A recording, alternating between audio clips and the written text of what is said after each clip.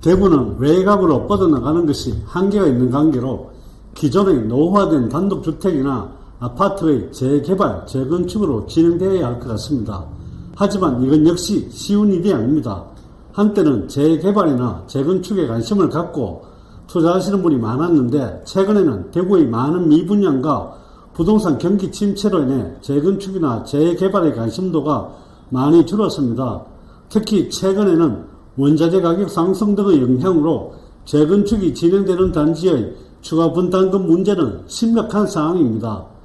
헌집을 새집으로 들어가는데 일정 부분은 감수해야 하는 부분이지만 그 금액이 몇 억씩 늘어난다면 어디 재건축 겁나서 하겠습니까? 오늘은 재개발, 재건축의 위험 요인과 최근 대구의 재개발, 재건축의 시장 상황을 신문기사를 통해 살펴보겠습니다.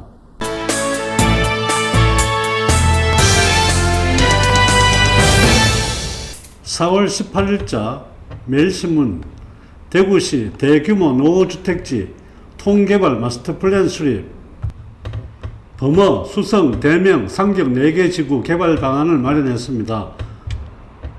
대규모 블록 단위로 민간 주도 개발 방식을 채택을 하게 됩니다. 50년이 경과된 단독주택 중심으로 해서 개발을 합니다.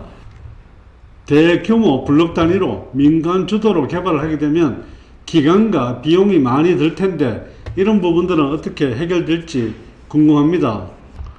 4월 17일자 매일신문 기사 내용입니다. 야당 압승에 힘 빠진 재건축 재개발 규제 하나. 정부에서는 총선 전에 재건축을 할 때 안전진단검사를 해야 되는데 이 부분을 안전진단검사 과정을 생략할 수 있도록 그렇게 규제를 완화하려고 했습니다. 하지만 선거 결과에 따라서 이 부분이 쉽게 이루어지지 않을 것 같습니다.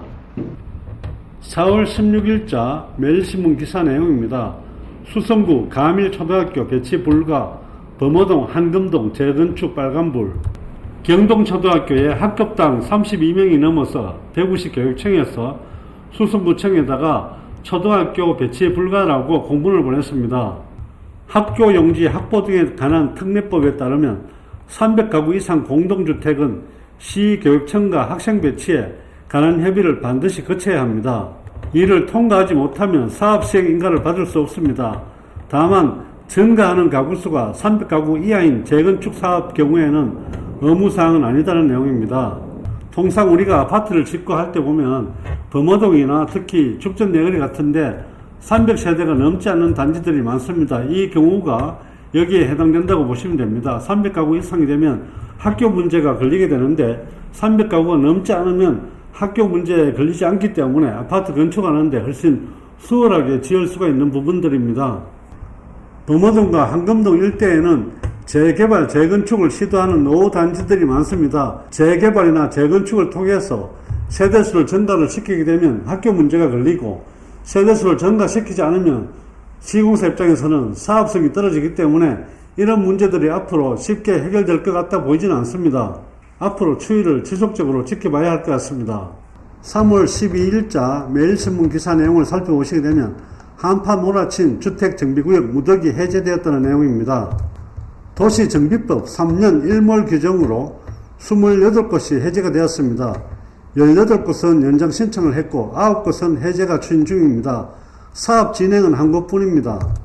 황금알을 낳는 거위에서 돈 먹는 하마로 재건축 살리기 안간 힘. 가장 큰 문제는 인건비 상승과 원자재 가격 상승으로 공사비 급등이 내관이 되고 있습니다. 기존 재건축 단지는 공사비 갈등으로 사업 추진에 어려움을 겪고 있다. 송영주공 3단지 재건축 정비사업 같은 경우에 지금 현재 공사비 인상 요구 때문에 1년 가까이 착공이 지연되고 있습니다. 최근에 많은 분들이 관심을 받고 분양을 한 범어우방 1차 재건축 정비사업 아이파크 같은 경우에도 공사비가 240억 늘었습니다. 준공도 올해 2월에서 9월로 연기가 됐습니다. 재건축을 통해서 헌집에서 새집으로 옮겨가는 데 있어 가지고 금액 비용이 3억 4억 이렇게 늘어나게 된다면 재건축을 통해서 새집으로 들어갈 수 있는 집이 과연 몇 집이 될까요?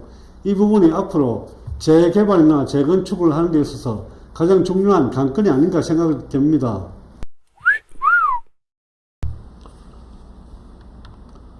재개발, 재건축의 위험 요인을 살펴보겠습니다. 먼저 사업 지연입니다. 재개발, 재건축은 복잡한 절차와 다양한 이해관계자들이 참여로 인해 가지고 사업이 지연될 가능성이 많습니다. 특히 최근에는 비용 증가와 수익 감소 때문에 공사 기간이 늘어지고 추가 분담금이 늘어나는 그런 상황이 많이 발생하고 있습니다. 앞에서 얼핏 말씀드렸는데 비용 증가는 지금 현재 재개발, 재건축 과정에서 가장 큰 문제가 아닐 수 없습니다.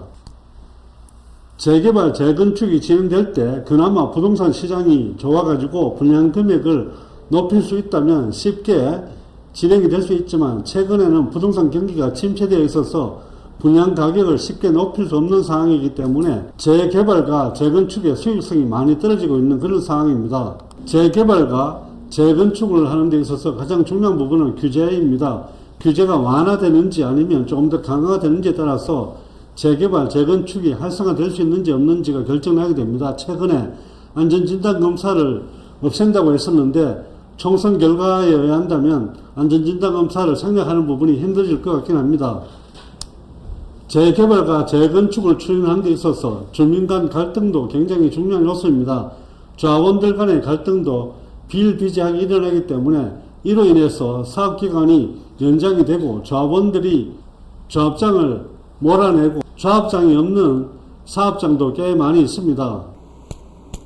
그 외 재건축, 재개발에서 안전 문제와 환경 문제 등도 손꼽을 수 있습니다. 재개발과 재건축은 이런 여러가지 위험 요인들로 인해서 투자하실 때 조심하셔야 될 것 같습니다. 물론 당분간은 재개발, 재건축이 대부분은 특히 미분양 아파트가 많고 경기가 좋지 않은 상황이기 때문에 힘들 것 같긴 합니다. 소요기간도 꽤 많이 시행될 거고 추가 분담금 비용도 꽤 많이 부담으로 다가올 것 같습니다. 오늘은 재개발과 재건축의 위험 요인에 대해서 말씀을 드렸습니다. 오늘의 영상이 시청자 여러분들께 도움이 되셨기를 바라며 좋아요와 구독도 꼭 눌러주시기 바랍니다. 감사합니다.